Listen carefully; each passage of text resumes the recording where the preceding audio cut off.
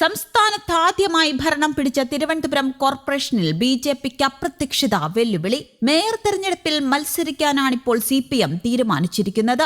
101 വാർഡുകളിൽ വെറും 29 ഇടങ്ങളിൽ മാത്രമാണ് വിജയിച്ചതെങ്കിലും ഒറ്റയ്ക്ക് മേയറെ വിജയിപ്പിക്കാൻ ബി.ജെ.പിക്ക് കേവല ഭൂരിപക്ഷമില്ലാത്ത സാഹചര്യത്തിലാണ് മത്സരിക്കാൻ CPM തീരുമാനിച്ചത്. മുതിർന്ന നേതാവ് R.P. ശിവജിയെ മേയർ തെരഞ്ഞെടുപ്പിൽ മത്സരിപ്പിക്കാനും പാർട്ടിക്കുള്ളിൽ തീരുമാനമായി. പുന്നയ്ക്കാമുകൾ വാർഡിൽ നിന്ന് വിജയിച്ചാണ് മുൻ Vilappil area secretary R.P. Shivaji നഗരസഭാ കൌൺസിലറായത്. മത്സരിക്കാതിരുന്നാൽ അത് തെറ്റായ സന്ദേശം നൽകുമെന്നാണ് പാർട്ടിയുടെ വിലയിരുത്തൽ. 100 വാർഡുകളിലാണ് തിരുവനന്തപുരം നഗരസഭയിൽ തെരഞ്ഞെടുപ്പ് നടന്നത്. സ്ഥാനാർത്ഥി മരണപ്പെട്ടതിനെ തുടർന്ന് വിഴിഞ്ഞം വാർഡിലെ തെരഞ്ഞെടുപ്പ് മാറ്റിവെച്ചിരുന്നു. 50 സീറ്റുകളുള്ള ബി.ജെ.പിയാണ് നഗരസഭയിലെ ഏറ്റവും വലിയ ഒറ്റക്കക്ഷി. CPM-ന് 29 സീറ്റും കോൺഗ്രസിന് 19 സീറ്റും സ്വതന്ത്രൻ 2 വാർഡിലുമാണ് വിജയിച്ചത്.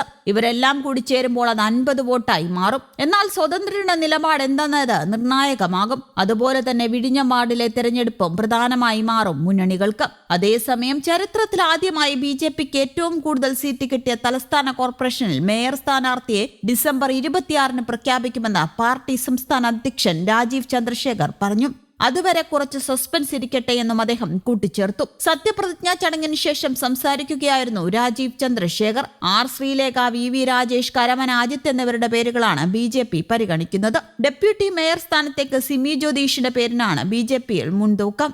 ആശാനാഥിന്റെ പേരും പരിഗണനയിലുണ്ട്. തിരുവനന്തപുരം കോർപ്പറേഷനിൽ ബി.ജെ.പി അധികാരത്തിലെത്തിയത് ചരിത്ര നിമിഷമാണ്. നഗരത്തിന്റെ വികസനത്തിനായി ബി.ജെ.പി വലിയ പദ്ധതികളാണ് വിഭാവനം ചെയ്യുന്നത്. അധികാരമേറ്റ് 45 ദിവസത്തിനകം തിരുവനന്തപുരത്തിന്റെ വികസന ബ്ലൂ പ്രിന്റ് പുറത്തിറക്കും. ഈ വികസന പദ്ധതികളുടെ പ്രഖ്യാപനത്തിനായി പ്രധാനമന്ത്രി നരേന്ദ്രമോദി തിരുവനന്തപുരത്ത് എത്തുമെന്നും അദ്ദേഹം ആവർത്തിച്ചു.